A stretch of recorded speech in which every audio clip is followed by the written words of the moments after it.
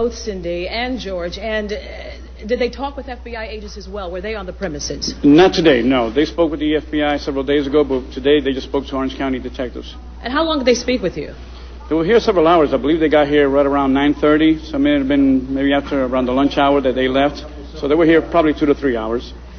Why so long after they spent so many hours with the FBI? Were there, a couple of days ago, were there developments that your guys wanted to follow up on that were learned a couple of days ago? Not knowing the contents of the conversations with the FBI, again, we're working together. We're trying to put everything together. And again, we're trying to use every avenue and every resource available to us to locate Caylee Marie. So, again, they... And then 3 hours again, after that, can you explain why so much time after 6 hours? Well, keep in mind that they have the same desire that we have, is to locate Caylee. And so I'm sure that as time passes and, sometimes they come up with things, and what I mean by that is they think of things that they probably feel the need to relate to either it be the FBI or to us, and that's exactly what they're doing. Safe to assume every time the family has a conversation via video or phone, you guys are right there watching it as well? Well, we're seeing the same exact things that everybody else is seeing. We view these tapes, and eventually they are released, but we're viewing the tapes, and once again, it's just part of the investigation. Why would you have FBLE examine some items and FBI examine other items? Well, I don't know exactly what they're examining. I know that right now we just want to use whatever techniques are out there that can help us come up with to see where we're going to go with the investigation. And obviously, we've asked other outside sources to help us. Carlos, have we gotten any preliminary evidence or information from the items taken out of Casey's trunk, the hair and or the stain? I know it's not due until the end of next week, but are there any preliminary things that you can share with us? Well, the only things we have, again, and you heard Detective Yuri Melik on the stand when he was talking during the bond hearing. He's talked about the stain and the hair, and those are the things that we need to examine. There may be other things, but obviously I don't know what they are, and I don't know that we can discuss those things. Obviously, the Anthonys every day seem to be more and more convinced there's this babysitter out there, and now saying that it was definitely at that apartment complex. I mean, are you guys getting anything yet that's suggesting, if not this name, there is anybody else out there, or are you just not seeing that evidence? We haven't seen that yet, and again, if it does come available to us, of course, we will jump on that, and we are hoping that we find somebody that does have Caylee and that Caylee as well. But at this point, that is not on your radar. It hasn't happened. How do you explain that the Anthony family did a research and found 9 different Zenaida Gonzalez's? Have you searched through all those? Now, we were aware that there was quite a few. As a matter of fact, early on, that's one of the things we talked about. People came to realize that the name Zenaida is not as unusual as some people thought, and that we did start talking to quite a few Zenaidas. And like I said before, we spoke to a Zenaida. We just haven't been able to see, locate, and speak to the Zenaida. Who, and this may be redundant, but who is not cooperating? You're talking about an exhaustive effort here by Orange County Sheriff's deputies, the FBI, and any other departments. You say the Anthonys are fully cooperating. Who's not cooperating that you'd like to hear from? Casey.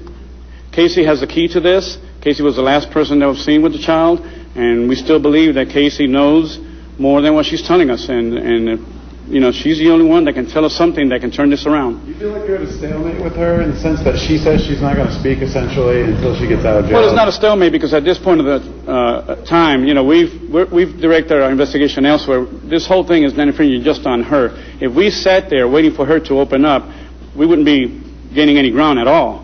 So at this time, what we want to do is we want to move along and we want to interview the people that we have to interview and look at everything possible to locate Caylee.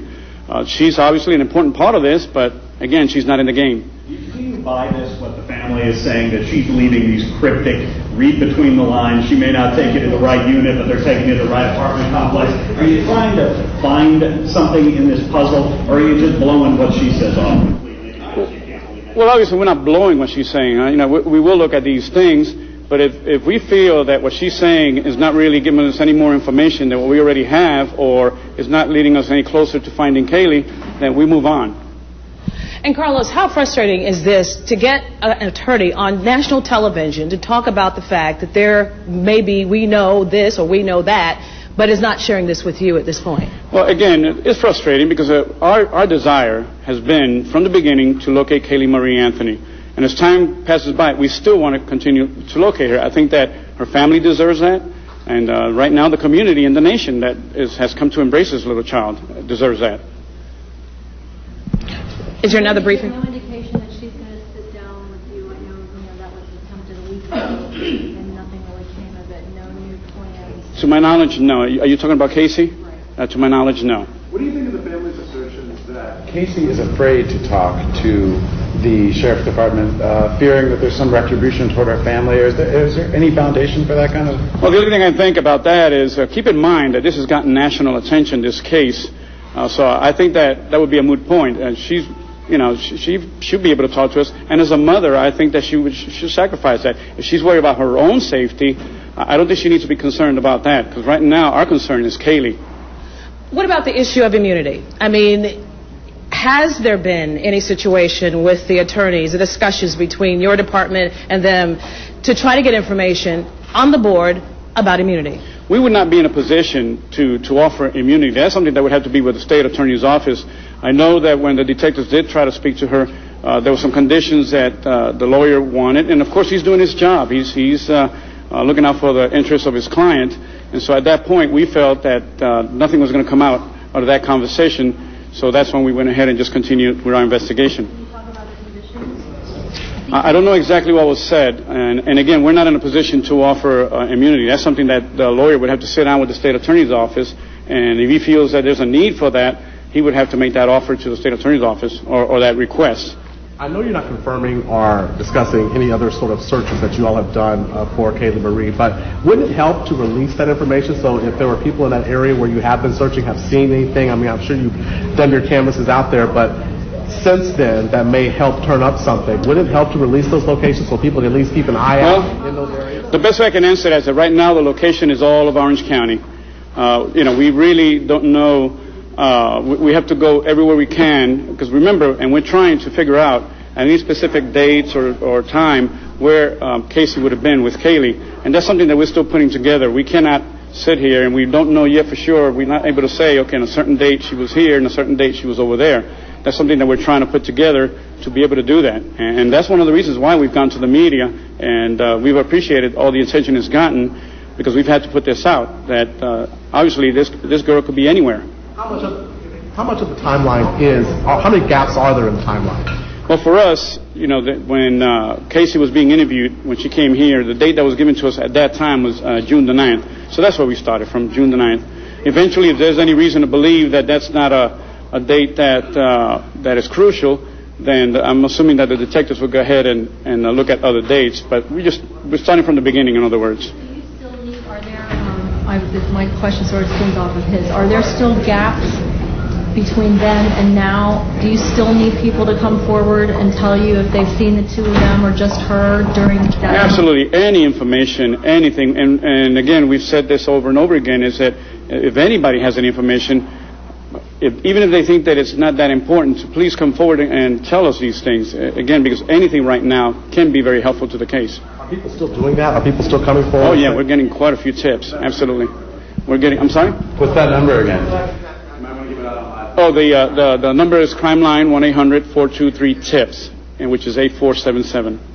There's not a family that I haven't talked to. There's To not all a of our parent viewers that are just joining us, I'm James Ballas from the AmericasReport.com newsroom. You're watching a live news conference underway right now from Orlando, Florida. Authorities there holding an update on the search for missing 2-year-old Caylee Anthony. She went missing about a month or so ago. Her mother, Caylee Anthony, didn't report her disappearance till after a month had passed. She claims that she had dropped off Caylee with a babysitter named Zanda at the Sawgrass Apartments in June, and that the girl has not been seen since. You could hear from the spokesman who's pretty much pressing us, giving us a presser right now, that Casey is not cooperating.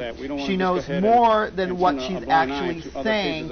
Pretty much the family, he says, is cooperating, and that he says that he is hoping that we will find someone that has Caylee. Let's go ahead and listen to some more of this press conference underway right now. If anything does break, that they will call us and let us know, and hopefully, we would love to see this come to a solution one way or the other for everybody that's involved. And so not this afternoon and maybe not this weekend, but we'll see what happens next week. All right. Thank you so much, Carlos. We appreciate that. Well, thank you. Okay, there you have it, a live news conference underway. 2-year-old Caylee Anthony still missing. Investigators pretty much investigating everything, every single lead that they can possibly investigate here. The grandparents of the missing 2-year-old girl met with investigators for more than 6 hours, replaying what their daughter, Caylee Anthony, has told them. Cindy Anthony would not disclose what the family discussed with investigators on Wednesday, but said that she is convinced her granddaughter, Caylee Anthony, is alive, and that her daughter, Caylee Anthony, you can see her on the screen now, is innocent. She said, quote, "My daughter may have some mistruths out there or half-truths, but she is not a murderer. You are all sucking the life right out of me every day, having to remind everybody that this is what it's all about." End quote. That Cindy Anthony said while holding a flyer of Caylee. Now, meanwhile, Caylee Anthony, the mother of the child, said that she told investigators that she left Caylee with a babysitter named Zenda at the Sawgrass Apartments in June, and the girl has not been seen since. Orange County Sheriff's deputy said the apartment Caylee Anthony led them to, Unit 210, was vacant, and that no one named Zenda ever lived at the complex. She's leading you to a place, but she's not telling you the exact location of which apartment it is, because she's afraid if someone walks in that something may have happened to Caylee. Caylee Anthony is being held on child neglect charges.